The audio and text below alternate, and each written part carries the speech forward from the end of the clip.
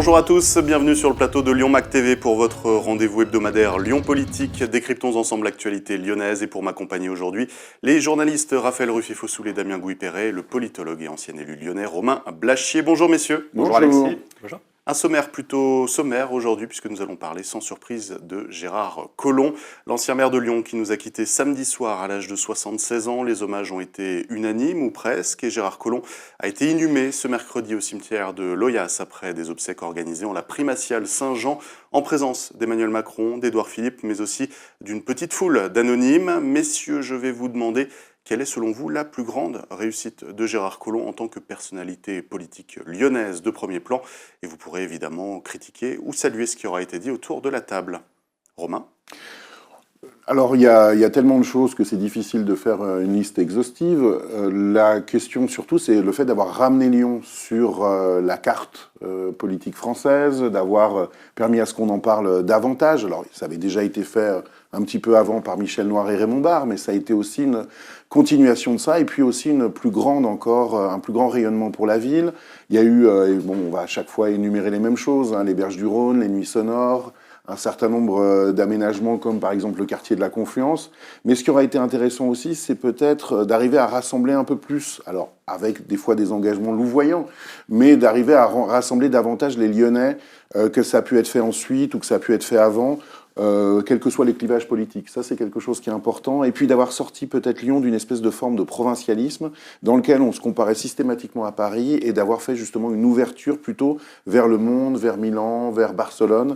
Voilà, ça c'est ce que je retiendrai le plus dans ces grandes réalisations. D'accord. Bon, il fallait en retenir qu'une, évidemment, il a tout dit. Damien? Désolé.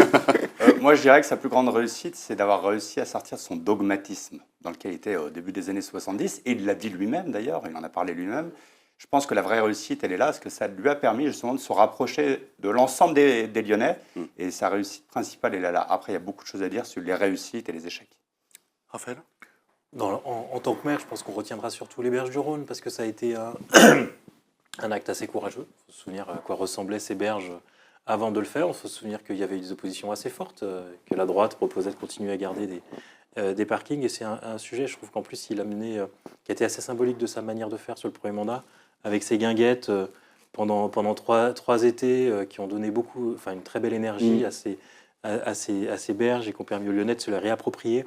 Et du coup, ont permis de rendre absolument évident que ce lieu emblématique soit rendu aux piétons, à la vie lyonnaise et plus aux voitures. Ça, c'est pour la réalisation, c'est sûr. Après, sur la politique, on en reparlera. Moi, contrairement à vous, je pense qu'au contraire, ce qu'on retiendra dans l'histoire, c'est le fait qu'il a fait basculer à gauche cette ville en 2001. Bien sûr. Et à mon avis, je pense que c'est plus ça qui restera, parce que Lyon a été ancré dans l'idée fausse, d'ailleurs très parisienne, qui c'était soi-disant une ville bourgeoise, conservatrice, sans forcément centriste. Les Parisiens n'avaient pas vu Michel Noir à un moment donné peut-être, et ils n'avaient pas vu arriver Gérard Collomb de 2001 en tout cas. Damien? Il faut se rappeler quand même qu'en 2001, il a gagné avec 10 000 voix de retard à cause du système PLM qu'on a évoqué la semaine dernière. Donc moi je pense que l'art de Collomb, ça a été sa capacité à se remettre en question face à ses échecs électoraux. C'est ce qui lui a permis effectivement de gagner en 2001. Parce que déjà, il avait évolué, il avait accepté d'évoluer. Et quand on regarde ses dernières prises de parole, il dit qu'au début des années 80, vraiment, la situation de la France lui a ouvert les yeux. Et c'est là qu'il a glissé. C'est pour ça que je dis que sa réussite, c'est d'avoir réussi à sortir de son dogmatisme. Après, sur Gérard Collomb, on parle de ce qui est visible. Et effectivement, l'aménagement des berges du Rhône, qui est quelque chose effectivement, qui marque les esprits. Et je regrette d'ailleurs que l'ambiance qu'il avait su créer à l'époque avec les guinguettes, il n'y a pas eu de continuité, parce que c'était vraiment un moment très sympa pour les Lyonnais. Moi, j'ai quand même beaucoup tous les week-ends. Hein. Il y a toute l'agglomération qui défile comme c'était à l'époque. Il y avait des partenaires, etc. On voit le côté positif de cet aménagement des berges du Rhône, on ne voit pas le côté négatif. Il y a un côté négatif, c'est que c'est quelque chose qui, en frais de fonctionnement, coûte extrêmement cher. Je vais vous donner un ordre d'idée. En nettoyage en une journée, c'est l'équivalent de tout ce qui est donné en nettoyage pour tout le 6e arrondissement sur un mois. Donc ça coûte extrêmement cher et l'opposition, effectivement, certains se sont enferrés dans le fait qu'il fallait laisser du parking et ça, je pense que c'était une erreur. Mais certains étaient montés au créneau à l'époque pour dire attention, ça peut être pas mal, mais ça va coûter une fortune. Et effectivement, ça coûte très très cher en fonctionnement. Après, l'idée de revenir là-dessus, ça serait une bêtise. Parce qu'effectivement, je pense que ça a donné... D'abord, c'est un lieu de rassemblement pour les gens, c'est festif, c'est beau. Je trouve que la ville est beaucoup plus belle grâce à ça, qu'effectivement, ces champs de voitures qui étaient garés là et qu'il fallait évacuer quand en plus le Rhône montait. Moi, je me souviens de ma 2 chevaux qui était partie un jour où l'eau était montée, il y a quelques années. Donc, c'est plutôt une réussite, mais il faut quand même tempérer un petit peu. Romain, pour boucler. Le basculement à gauche qui est évoqué par Raphaël, effectivement, c'est quelque chose d'historique. Ça faisait un siècle que les socialistes n'avaient pas eu la ville. Alors après, il y a eu d'autres sensibilités, Herriot, Pradel, etc., qui se sont retrouvés. Mais c'est aussi un fonctionnement qui a fait un gros rassemblement de toutes les sensibilités de gauche à l'époque. Ça allait des écolos jusqu'au centre droit.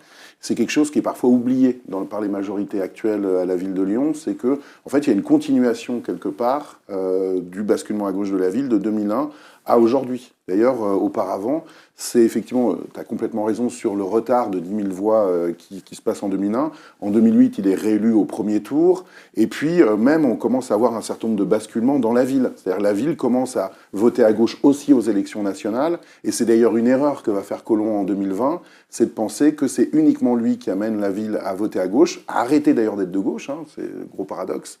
Et en fait, avoir la liste de gauche plurielle qui gagne à la fin des élections en 2020, le même genre de gauche plurielle qu'il avait en 2001, simplement rééquilibré au profit des écologistes. Allez, Raphaël, rapidement, parce qu'on a plein de sujets.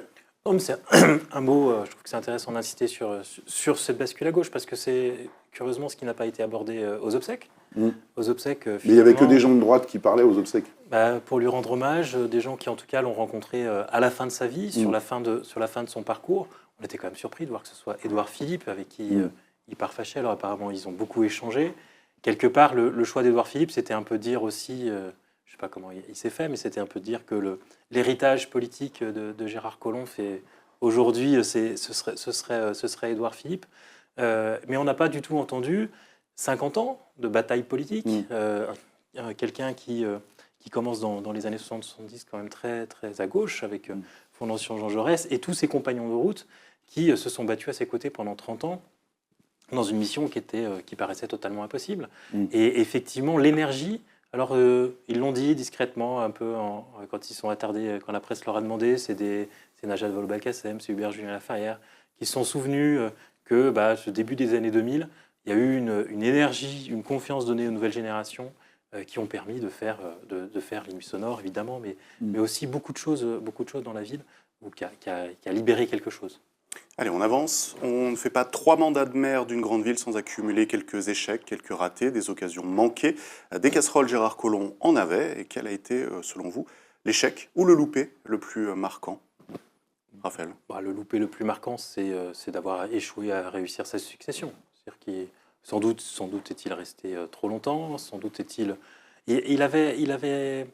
faut comprendre que pendant longtemps, le combat qu'il a mené, c'était aussi un combat à l'intérieur de son camp, parce qu'il était très contesté à gauche, c'était l'éternel loser, et régulièrement, quand à Paris, il voyait évoluer un peu la sociologie des grandes villes, il disait peut-être que si on avait un candidat un peu plus prestigieux, on a même parlé de Jack Lang à un moment donné, mais enfin, ils ont tous été un peu cités sur Lyon, ou peut-être un autre, Jean-Louis Touraine, enfin, il y a eu un certain nombre de batailles, qu'on nourrit un sentiment combatif de Gérard Collomb, mais aussi une forme de paranoïa, un peu, c'est ce que disent ses proches, et puis c'est progressivement isolé. C'est un peu triste, effectivement, de voir que ses compagnons de route se soient tous un peu éloignés de lui dans la dernière ligne droite. Damien? On a évoqué, moi je n'ai évoqué qu'une seule de ces réussites, il y en a quand même plusieurs, il ne faut pas être restrictif. Non, je dirais que son plus gros raté, c'est la confluence. L'idée de la confluence, qui est une idée qui avait été lancée par ses prédécesseurs, était une excellente idée. Je pense que Gérard Collomb a une excellente idée. Il a eu le courage d'y aller, de le faire. Mais je pense que le vrai raté, c'est le résultat d'aujourd'hui, c'est-à-dire un quartier qui est isolé, qui est mal desservi. Je pense qu'il aurait peut-être dû attendre un peu et effectivement tout faire pour que le métro traverse la confluence. Et là, on aurait eu un quartier qui aurait vécu beaucoup mieux. Et je pense que la confluence manque clairement de verdure aussi. Il faut appeler un chat un chat. Gérard Collomb était un grand bâtisseur, mais il a beaucoup oublié l'environnement, selon moi. Et je pense que c'est son erreur principale dans le domaine de la construction. Après, il a eu d'autres réussites qu'on n'a pas évoquées tout à l'heure. Enfin, à moitié, Romain l'a fait à moitié tout à l'heure. Juste pour compléter sur la confluence, un des échecs de la confluence, c'est de l'avoir construit autour d'un centre commercial. Ça a beaucoup été son modèle. Et ce qui manque à la Confluence aujourd'hui, c'est une vraie vie de quartier et des commerces de proximité. C'est une vie de quartier et puis un accès, parce que c'est très difficile de venir à la Confluence. Quand même, dans les réussites de Gérard Collomb, il faut quand même parler du rayonnement, Romain l'a fait plus ou moins tout à l'heure, du rayonnement national et à l'international, et notamment du développement économique de la ville. Je crois que Gérard Collomb a fait beaucoup pour faire venir des entreprises à Lyon et dans la métropole lyonnaise. Ça, c'est une vraie réussite qui n'aurait pas pu avoir lieu si effectivement il n'y avait pas eu Raymond Barre avant, avec un développement à l'international pour l'image. Sans doute avec le travail de Michel Noir qui a quand même redonné des couleurs à la ville. Il faut se rappeler de ce qu'était Lyon pour ceux qui étaient nés au début des années 80. Lyon était une ville avec des murs noirs. On était dans la nuit, dès que le soleil tombait, on ne voyait plus rien. C'était abominable. Et puis, juste un petit rappel quand même, Gérard Collomb, grand bâtisseur, mais ses prédécesseurs ont fait autre chose pour la population. Je voudrais quand même rappeler que Michel Noir a développé les crèches, a fait beaucoup de travaux dans les écoles. Ça a touché le quotidien, mais c'est vrai que c'est moins visible aujourd'hui. Parce que la question qui se pose aujourd'hui entre nous, c'est est-ce que c'est le plus grand maire de Lyon? Très clairement. On va y venir, hein. Donc voilà. Mais donc, il y a des réussites, mais je pense que le plus gros des ratés, c'est la Confluence. Je pense qu'on a vraiment raté le coche et on aurait pu faire quelque chose de génial. Effectivement, un centre commercial au milieu pour animer tout ça, je pense que c'est un raté et il était sans doute pas utile, sachant qu'on a déjà la Pardieu et d'autres centres commerciaux autour. Donc, à mon avis, c'est le centre commercial de trop, selon moi. D'ailleurs, on voit qu'il ne fonctionne pas très bien. Et puis, la desserte de ce quartier. Romain? Alors effectivement, il y a énormément de réussites. Je pense effectivement qu'on va parler après de cette histoire de est-ce que c'est le plus grand maire de Lyon. Deux échecs, un qui a duré tout le mandat et un qui était à mon avis sur la fin. Le premier, alors ça va être sur les travailleuses du sexe, où effectivement ça a été une gestion qui a toujours été très répressive et qui est toujours pas résolue aujourd'hui. C'est-à-dire qu'aujourd'hui, l'un des premiers gestes de Gérard Collomb, ça a été aussi de chasser les prostituées du centre-ville. Et après, c'est des choses qui n'ont pas été gérées, qui n'ont jamais été gérées autrement que de manière répressive, que de manière problématique. Avec des arrêtés anti-camionnettes. Avec des arrêtés anti-camionnettes, ça c'était un gros point de désaccord qu'on avait régulièrement, d'autant que là où j'étais élu dans le 7e, il y avait énormément cette question-là était énormément posée. Puis, au-delà de la question du territoire, c'est une question de droit humain, c'est une question de dignité humaine qui n'a pas été gérée correctement. Mais ça, c'était un débat qu'on avait régulièrement de son vivant. Et autre échec aussi à la fin, Gérard, il avait un côté un peu en oligopole. C'est-à-dire que pour la culture, c'était une telle au théâtre. Pour la musique, c'était un tel à tel endroit. Et plus ce qu'il avait favorisé comme émergence culturelle au début de son premier mandat, il y avait plus à la fin. À la fin, il y aurait eu quelqu'un comme Vincent Carry qui serait venu le voir pour lui proposer les nuits sonores. Je pense qu'il ne l'aurait pas écouté. À la fin, il s'appuyait sur 3-4 réseaux dans chaque domaine. Un interlocuteur unique, même des fois dans un certain nombre de domaines, que ce soit l'économie, que ce soit la culture. Et à la fin, il se fermait de plus en plus à l'émergence. Et c'est vrai que lorsqu'on parlait par exemple de culture, qui était un de mes domaines, c'était pas forcément évident. Je retrouvais plus le même Gérard Collomb que j'avais connu en 2001 et qui lançait un certain nombre d'événements importants. Ce qui est vrai dans la culture est vrai dans beaucoup d'autres domaines, notamment la construction, l'urbanisme. Voilà, on en avait parlé avec Vinci. Allez, vous vous êtes posé la question déjà, Damien, on va y arriver. Est-ce que Gérard Collomb a été le plus grand maire de Lyon? Alors c'est un peu comme quand on compare Michel Platini avec Kylian Mbappé pour savoir qui est le plus fort. C'est difficilement comparable. Et puis finalement, il reste assez peu de personnes qui ont connu l'époque où Édouard Herriot était maire, puisque c'était jusqu'en 1957. On va tout de même essayer d'y répondre. Il y a eu 6 maires entre Herriot et Grégory Doucet. Est-ce que Gérard Collomb a été le plus marquant? Damien. Alors d'abord, je crois que c'est l'histoire qui nous le dira. Là, c'est un petit peu tôt pour le dire. Ensuite, ce n'est pas forcément la durée qui fait la qualité. On peut avoir été maire sur un seul mandat, avoir été un maire de grande qualité. On peut pas dire qu'il y en a un qui a été plus grand que les autres, même si on marque son histoire, comme Édouard Herriot, Louis Pradel, etc. Je pense que Gérard Collomb, je reviens à ce que je disais tout à l'heure, a eu cette intelligence à un moment, une fois qu'il a été élu à gauche, il a eu cette intelligence de se dire, mais en fait, les Lyonnais attendent quoi? Et il a pris chez tout le monde ce qu'il y avait de bien. Chez Pradel, chez Collomb, Francisque, chez Noir, etc. Et donc, ça a été, selon moi, ça a été son intelligence de se dire il faut que j'évolue pour effectivement rendre un vrai service aux Lyonnais. Est-ce que ça va être le plus grand? Il va marquer l'histoire, c'est incontestable. En revanche, sa sortie, elle est entachée d'une mauvaise sortie, on l'a dit. Est-ce qu'il n'a pas voulu faire le mandat de trop? Est-ce que le fait d'avoir accepté d'aller au gouvernement, ce qu'on peut comprendre quand on vous propose un ministère régalien d'être numéro 2 du gouvernement, on peut comprendre qu'il y soit allé. Est-ce qu'il est allé dans le bon ministère? Je pense que non, et lui pensait sans doute que non aussi. Son retour à Lyon a été réussi, la réponse est non. C'est un peu la fin de son mandat qui entache la grandeur de tout ce qu'il a fait à Lyon. Et c'est un peu dommage parce qu'on va garder on garde souvent la dernière image de la personne. Et la dernière image qu'on garde de Gérard Collomb, c'est son échec final, alors qu'il a eu beaucoup de réussite auparavant. Et qui se conclut en 2020 par 2 défaites électorales aux métropolitaines et aux municipales. Oui, alors là, on a atteint le summum, là. Mais on ne peut pas mettre en cause que Gérard Collomb dans cette histoire. Il faut mettre en cause tous les gens qui ont accepté cette alliance qui était complètement contre nature. Exactement. Romain ? Je suis complètement d'accord avec la sortie qui est ratée, où il finit par renier un peu tout ce qui a fait qu'il était lui, c'est-à-dire le fait de dépasser un certain nombre de choses, mais pas de passer par des combines politiciennes. Là, pour le coup, l'Alliance en 2020, c'est une combine politicienne, on n'est pas dans le dépassement des choses. Le fait de finir effectivement avec la droite, alors qu'il s'était fait élire avec la gauche et qu'il avait porté ça au départ, avec ça allait des communistes au centre droit en passant par les Verts. Mais est-ce que ça, est-ce Une que ça tentative lui fait... aussi d'ailleurs. Il y a une tentative d'ailleurs aujourd'hui, je l'ai écrit plusieurs fois, de certains élus de la majorité actuelle de le faire passer juste pour le vieux réac. Alors ça va peut-être changer justement avec son décès, mais il y a une espèce de tentative d'effacement. J'ai vu plusieurs fois le maire de Lyon, Grégory Doucet, dire ah ben écoutez, quand la gauche est arrivée en 2020, mais la gauche elle est arrivée en 2001. Il y a une tentative d'effacement qui est parfois problématique, et dans certaines jeunes générations d'élus qui n'habitaient pas forcément à Lyon à ce moment-là, ou qui n'étaient pas forcément nés, ou qui ont une méconnaissance, il y a une tentative Le dernier mandat de penser... Gérard Collomb, il y en a beaucoup tentative... qui ont pensé que c'était pas très à gauche. Quoi. Ça dépend sur quel domaine. Dans le domaine du logement, dans le domaine de la culture, c'était quand même poser des la question choses... à son vice-président au logement, Olivier Brachet, qui Olivier porte. Brachet, ou alors Olivier Brachet, ça c'est encore sur d'autres problématiques. Romain, C'était surtout sur la bureaucratie. Là où il y a un échec, d'ailleurs, on pourrait revenir là-dessus, c'est sur le fait de faire dominer la bureaucratie au Grand Lyon sur les élus. Ça, pour le coup, je le partage entièrement. Mais alors, Romain, si on revient à la question, et si on prend les 3 mandats, et pas seulement le dernier, est-ce que Gérard Collomb a été le ou l'un des plus grands maires de Lyon ? Alors moi, j'étais pas né sous Édouard Herriot, mais Édouard Herriot, il a cette reconnaissance-là aussi parce qu'il était président du Conseil. Tout à fait. En tout cas, dans la période moderne, dans les 30-40 dernières années, après-guerre, c'est, à mon avis, après, encore une fois, c'est subjectif, évidemment, le plus grand maire de Lyon qu'il ait pu avoir, tant par la transformation de la ville que par le changement d'état d'esprit qu'il a pu insuffler, et qui est un état d'esprit qui existe encore aujourd'hui. Aujourd'hui, Lyon est une ville qui a arrêté de se comparer systématiquement et de manière maladive à Paris, et qui regarde un peu plus vers le grand large. Raphaël, pour conclure. Il y a plusieurs manières de répondre à la question. Je pense que ça a été le maire de Lyon le plus proche des habitants, en tout cas, en tout cas pendant un temps, parce que il aimait sa ville, il aimait les Lyonnais, et il y a quelque chose d'affectif chez Gérard Collomb qui est pas du tout fin, et qu'on sent, y compris chez les gens qui se sont éloignés de lui.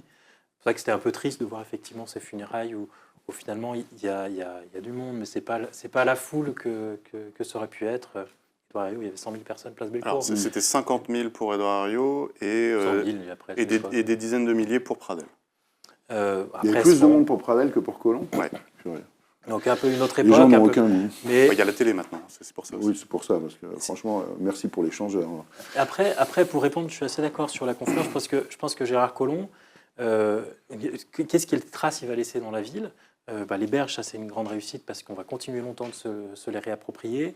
Effectivement, il y a beaucoup de quartiers où il avait une vision finalement un peu datée de la ville, assez minérale. Il trouvait que le végétal, ça pouvait être trop long, trop cher à gérer. Et il y a quand même beaucoup de choses qu'a fait Gérard Collomb qui vont évoluer. Je pense que quand on regarde en termes de réalisation politique, on a beaucoup parlé pendant 10 ans après, 20 ans après du mandat de Michel Noir, parce qu'il avait posé beaucoup de jalons de politique sur le plan lumière, sur le plan bleu, qui ont été suivis encore pendant des années.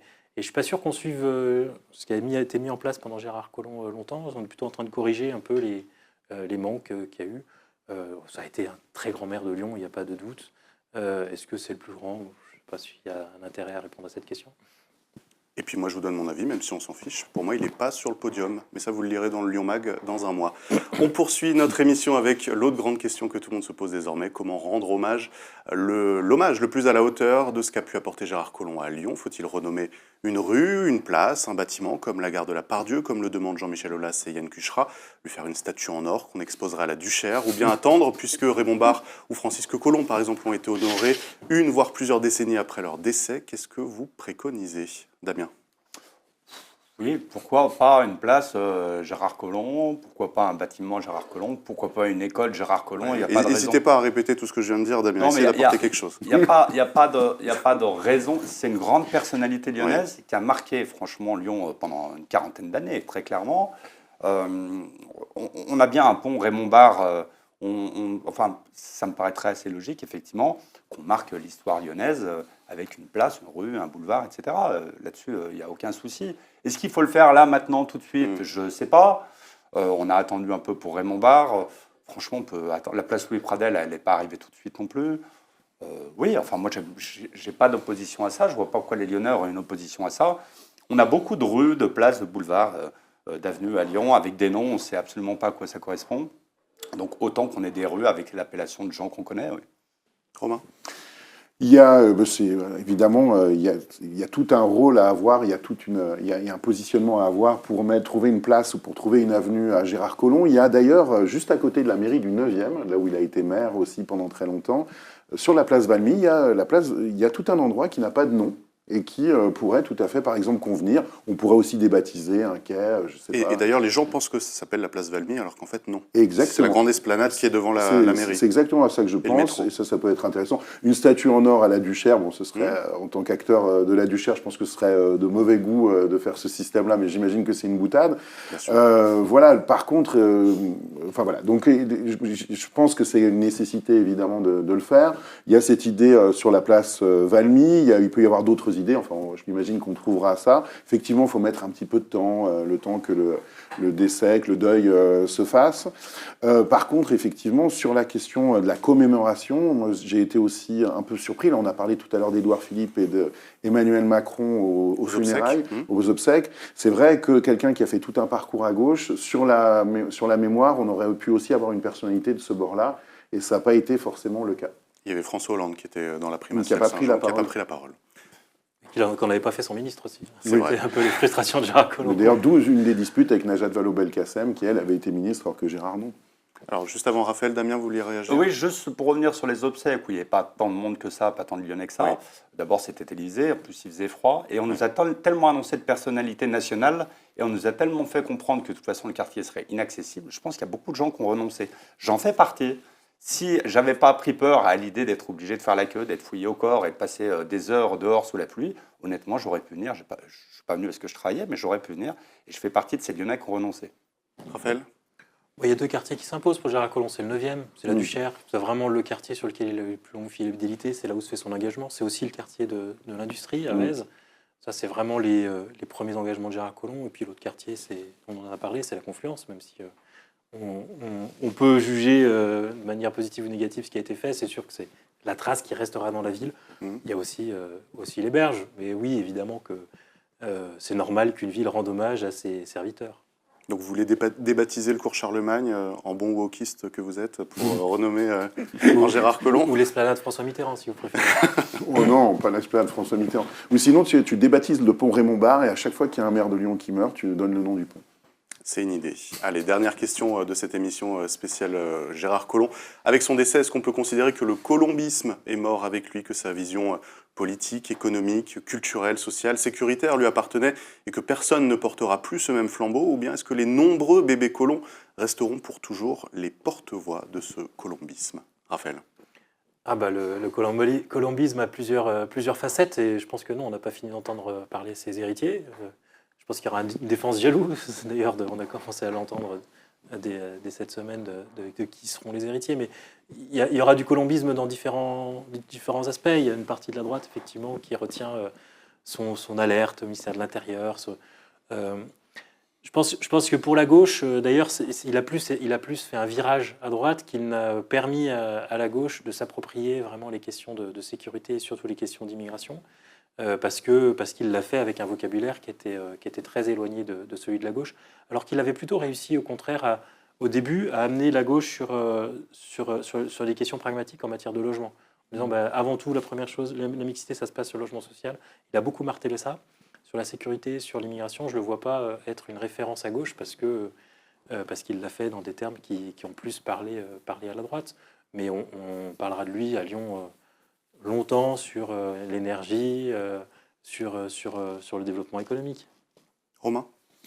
Oh, je pense qu'il y a effectivement un colombisme qui a plusieurs visages. Je veux dire, entre ceux issus de la gauche et puis des gens comme Richard Broom, il y a effectivement un gap énorme. Après, il y a un colombisme réel. Quand vous allez dans ne serait-ce que même très localement, dans le 9e arrondissement, il y a un attachement fort, il y a des mesures fortes qui ont été prises en matière sportive, en matière de logement, en matière de développement économique.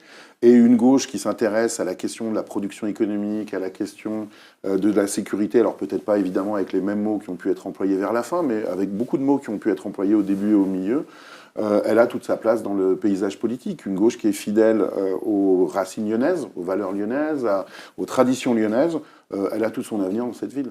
Damien? Je crois comme il incarnait un mot qu'on n'a pas encore utilisé, mais la lyonnaiserie, c'est-à-dire que vraiment il aimait sa ville, qu'il était proche des gens. La lyonnitude, mais la lyonnaiserie, ça peut être un peu négatif, tu as raison. Plutôt la lyonnitude. Je pense que tout le monde essaiera de récupérer un petit morceau de Colomb, qu'on soit de son côté politique ou qu'on soit en face, parce qu'il avait quitté son dogmatisme pour devenir pragmatique, c'est-à-dire que son pragmatisme lui permettait aussi de parler à tout le monde. Donc ça veut dire qu'aujourd'hui, tous ces récepteurs, à un moment ou à un autre, peuvent se reconnaître dans l'action de Colomb. Et alors, est-ce qu'en 2026, quelqu'un portera encore le flambeau de la lyonnitude de Gérard Collomb, du colombisme, ou est-ce qu'on La lyonnitude, c'est pas une ligne politique. La lyonnitude, c'est cette façon d'être avec les Lyonnais, d'aimer Lyon, d'aimer les Lyonnais, d'aimer la bouffe lyonnaise, d'aimer l'histoire lyonnaise, de bien connaître Lyon et de ne pas se perdre dans les rues lyonnaises, contrairement à d'autres prétendants qu'on peut se perdre quelquefois dans les rues lyonnaises. C'est ça que les gens vont s'attribuer. Après, derrière, juste pour rebondir, est-ce qu'il y a des gens qui vont essayer de tirer à eux la couverture Collomb pour la prochaine élection? Oui, c'est une quasi-évidence. Est-ce que ça va être des bébés Collomb? Je ne sais pas, parce que comme le disait très bien Romain tout à l'heure, il n'a pas réussi à passer le flambeau. Mais je pense qu'il y a plusieurs personnes qui vont emboîter le pas de Gérard Collomb en essayant de faire comme lui, c'est-à-dire essayer de ratisser un petit peu large et parler à la droite comme à la gauche, sans aller dans les extrêmes. Et vous pensez à quelqu'un en particulier? Pour l'instant, je ne vois rien qui se dessine.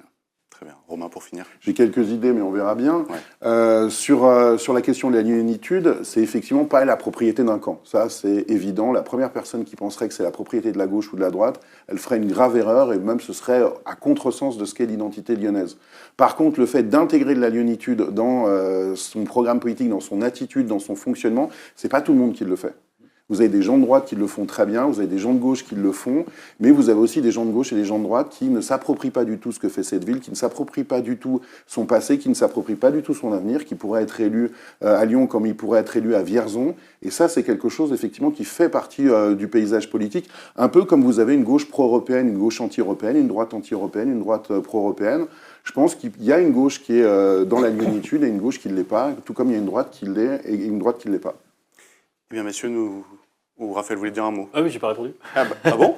C'est vrai? Sur cette question, l'héritier colombiste. Ouais. Pendant longtemps, on se battait l'étiquette Michel Noir municipale en pensant que ça pouvait faire gagner une élection. Je pense pas qu'on se batte à ce point l'étiquette Gérard Collomb, parce qu'à elle seule, elle ne fait pas gagner. Elle n'a pas gagné les dernières élections.